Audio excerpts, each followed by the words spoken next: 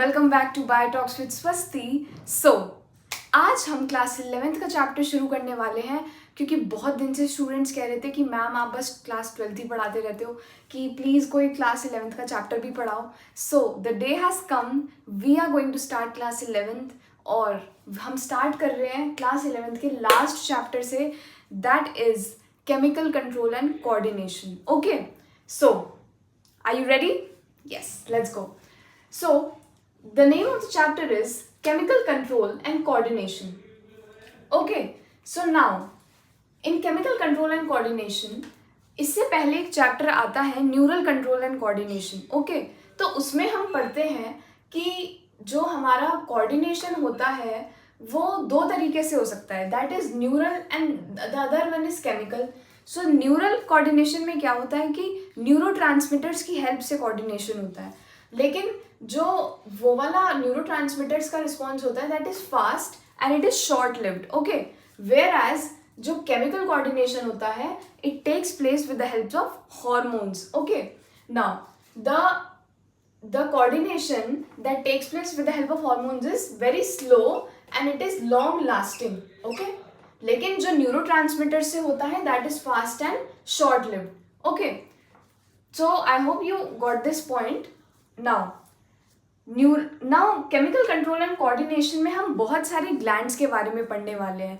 जैसे कि आपको पता ही है कि हमारी बॉडी में बहुत सारे ग्लैंड्स होते हैं। जैसे कि अगर हम अपने हेड की बात करें तो ऊपर हम चलेंगे तो उसमें क्या आएगा, pituitary, hypothalamus and pineal gland. फिर आप आ जाइए अपने थ्रोट के एरिया में, उसमें आ जाता है थायराइड और उसके पीछे पैराथायराइड। ओके, देन आप हार्ट के पास जाएंगे तो वहाँ पर थाइमस आ जाता है। फिर उसके और नीचे जाइए तो फिर adrenal and pancreas and then towards the reproductive organs we have a testis and ovary. So आप इसी तरीके से पूरा आप याद कर सकते हैं। ओके, नाउ अब हमें पता है इन ग्लैंड्स के नाम, पर व्हाट आर ग्लैंड्स? ग्लैंड्स का मतलब क्या होता है?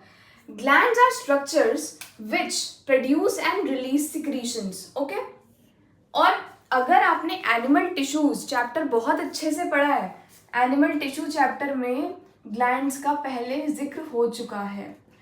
Animal structural organisation of animals and animal tissue. Okay, उसमें हमने एक्टोक्राइन ग्लैंड्स पढ़े थे, बट इस चैप्टर में हम फोकस करेंगे एंडोक्राइन ग्लैंड्स पे। ओके, नाउ एक्टोक्राइन ग्लैंड्स होते हैं with duct, you know these are glands, these are structures that with duct. Okay, और उसका एग्जाम्पल क्या है? Example is sweat gland, salivary gland and mammary gland. Okay, दी और भी बहुत सारे एग्जाम्पल्स होते हैं और वो आपने एनिमल टिश्यू चैप्टर में पढ़ा हुआ भी है, बट कोई बात नहीं, हम भी वो चैप्टर फ्यूचर में पढ़ेंगे तो उसमें हम डिस्कस कर लेंगे और अच्छे से। Now endocrine glands are also called ductless glands. Okay, and they directly pour their secretion into the blood. For example, जैसे अगर हम एक्टोक्राइन की बात करें तो अगर ये ग्लैंड है तो उसके पास एक डक्ट होती है, तो अगर यहाँ पर कुछ भी सिक्रीशन है तो वो इस डक्ट से बाहर आता है। पर जो एंडोक्राइन है, एंडोक्राइन में कोई डक्ट नहीं है। ये क्या है कि अगर यहाँ पर कोई हार्मोन बनी तो वो डायरेक्ट ब्लड में रिलीज हो जाएगी। Okay, so endocrine glands are ductless gland and they directly pour their secretion into the blood stream. और उनकी एंडोक्राइन ग्लैंड्स की सिक्रीशन के नाम को क्या बोलते हैं? Hormones. Okay, this is very important. Hormones. The secretions of endocrine glands are hormones. Now, let's come to heterocrine glands. Now, heterocrine glands क्या होते हैं? Which are also called mixed gland and composite gland. Heterocrine मतलब वो endocrine भी है और exocrine भी है। जैसे कि उसमें duct भी है और वो बिना duct के भी काम कर सकता है। For example, testis, ovary और pancreas. Now, testis, ovary are gonads. तो टेस्टिस में क्या होता है कि हम सब जानते हैं कि टेस्टिस हमारी टेस्टोस्टेरोन एक एंड्रोजन है उसको रिलीज करता है, लेकिन टेस्टिस के पास एक डक्ट भी होती है जहाँ से गैमेट भी जा सकता है ड्यूरिंग द रिप्रोडक्शन। अगर हम ओवरी की बात करें तो ओवरी भी हमें पता है कि एस्ट्रोजन प्रोजेस्टेरॉन रिलीज करती है, पर उसके पास भी डक्ट हैं जिससे जो ओवा होता है वो फीमेल रिप्रोडक्टिव पार्ट में जो ओवा होता है वो जाता है यूट्रस की तरफ। ओके, सो दीज गोनैड्स और पैंक्रियाज भी हमें पता है, पैंक्रियाज इंसुलिन, ग्लूकागॉन ये सब हॉर्मोन्स रिलीज करता है। हमें भी पता है कि डाइजेस्टिव सिस्टम के टाइम पे पैंक्रियाटिक जूसेस भी रिलीज करता है. तो these three are heterocrine glands, means mixed gland or composite gland. So the topic of glands is very important before starting this chapter, chemical control and coordination. Okay, so now हमने अभी पढ़ा कि जो endocrine glands की secretions होती हैं उसे hormone कहते हैं.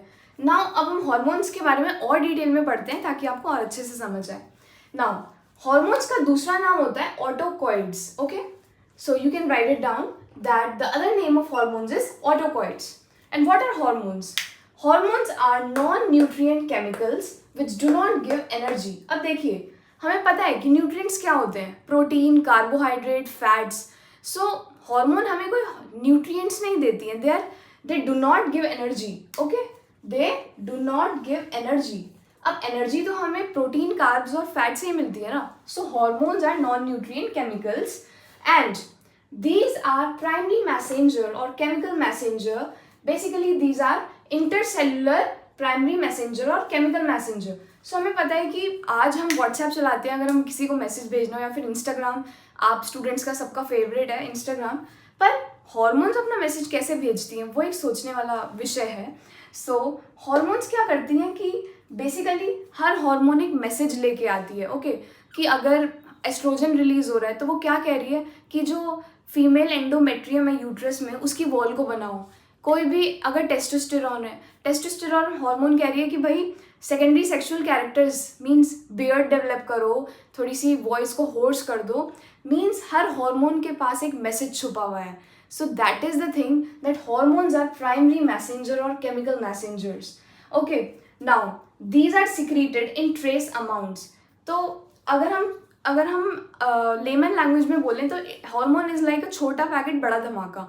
बहुत कम रिलीज होती हैं पर उनका इफेक्ट इतना बड़ा होता है कि अगर कोई भी हार्मोन आपकी बॉडी में ऊपर नीचे हो जाए तो आपको बहुत प्रॉब्लम हो सकती है. फॉर एग्जांपल, अगर ग्रोथ हार्मोन ही नहीं सिक्रीट होगी तो आपको कुछ भी बीमारी हो सकती है. लाइक आपने एक्रोमेगली, एक्रोमिक्रिया, ये इन सब डिजीज़ेस के बारे में आपने पढ़ा होगा, आई एम वेरी श्योर. और एडिसन्स डिजीज. मीन्स हार्मोन का एक ऑप्टिमम लेवल बहुत ज़रूरी है और वो थोड़ी सी अमाउंट में सिक्रीट होती है. अगर उसका लेवल ऊपर नीचे हो गया तो बहुत गड़बड़ हो सकती है बॉडी में. ओके, नाउ सबसे इम्पॉर्टेंट पॉइंट है कि they always act by receptors. ये जितना भी कंटेंट है this is given in the NCERT and this is very important. But I always told you that NCERT is a very mysterious book, you know, so you have to have a good teacher to understand that. Now, always act via receptors. These hormones always act via receptor. कोई receptor ज़रूर होते हैं जहाँ पर hormone आती है act करने के लिए. ओके, नाउ हर हार्मोन का एक टारगेट ऑर्गन होता है. जैसे कि मैंने अभी बताया कि जैसे एस्ट्रोजन है तो उसका target organ is like the female uterus, the endometrium. तो हर हार्मोन को पता है कि हमें किस ऑर्गन पे जाके एक्ट करना है. जैसे पिट्यूटरी है, पिट्यूटरी से इतनी सारी हार्मोन्स रिलीज होती हैं, जैसे ग्रोथ हार्मोन, हमारी मेलेनोसाइट स्टिमुलेटिंग हार्मोन, और भी बहुत सारी हार्मोन्स होती हैं. तो हर हार्मोन को पता है कि हमें कहाँ जाके एक्ट करना है. उसके बाद जो हार्मोन है that is the amino acid derivative peptide और स्टेरॉइड सेक्स हार्मोन. सो हार्मोन्स का कॉम्पोजिशन अमीनो एसिड्स का भी हो सकता है, स्टेरॉइड्स का भी हो सकता है. There are many proteinaceous hormone, there are many sex hormones.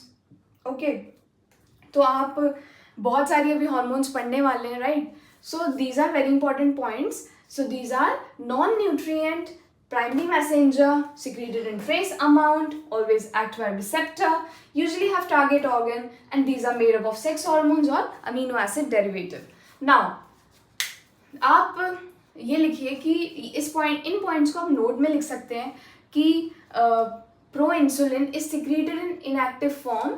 Okay, so हमें सबको पता है कि इंसुलिन इनिशियल स्टेजेस में प्रो इंसुलिन होती है, बाद में वो जब एक्टिव स्टेज कहते हैं उसको हम इंसुलिन कहते हैं. So pro insulin is a hormone which is secreted in inactive form but it gets activated when it is needed. Okay, now this is a very important point that you can write it down, that secretin is the first hormone discovered in the human body by Baylis and Starling. Okay, अब इन ये आपको CTM, as I told you, commit to memory, CTM. Okay, so secreting नाम की एक hormone है which was first discovered in the human body by Baylis and Starling. Make sure कि आप उसकी spelling सही लिख रहे हैं, Baylis and Starling की. Okay, so secretin is the first hormone, right?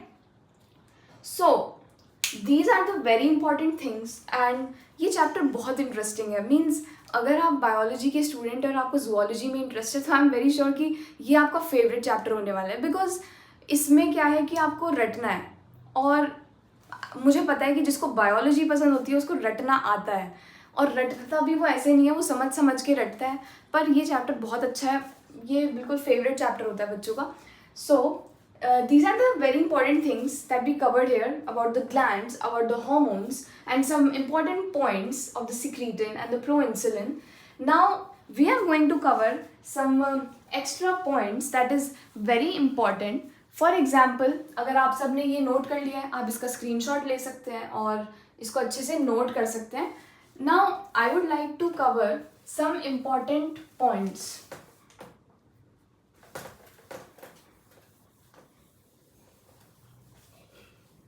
Okay, so first is that the study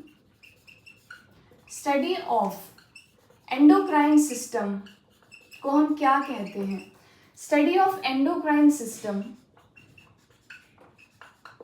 is called endocrinology.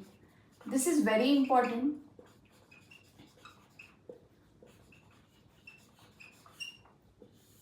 Okay, study of endocrine system is called endocrinology, right? Then the next is that the father of endocrinology, who is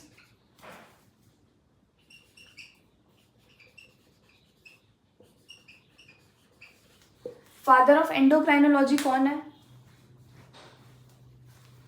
Thomas Edison.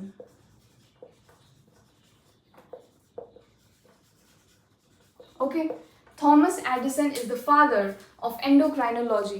Okay, मेरा black marker कहाँ चला गया? Then first endocrine disease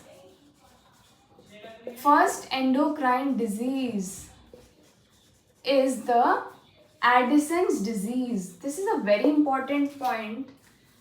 First endocrine disease, Addison's disease. Okay, now the last point that you have to cover is that the temporary endocrine gland. Okay, let me rub it off. This also, let me rub it, then I should write, right? आप यहाँ पर लिखिए the temporary endocrine gland. बताइए, क्या कोई बता सकता है? Which is a temporary endocrine gland? कि किसी को बायोलॉजी में इंटरेस्ट हो और उसने पढ़ा हो कहीं. Temporary endocrine gland is placenta. Okay? Placenta, that is, during the pregnancy.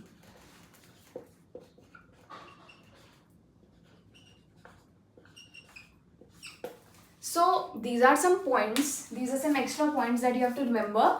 That study of endocrine system, endocrinology. Father of endocrinology, Thomas Addison. Then first endocrine disease, Addison's disease. Temporary endocrine gland, placenta. That is basically it is formed during the pregnancy. Placenta के बारे में हम और detail में पढ़ेंगे, but अभी के लिए this is very important that you have to remember. Okay.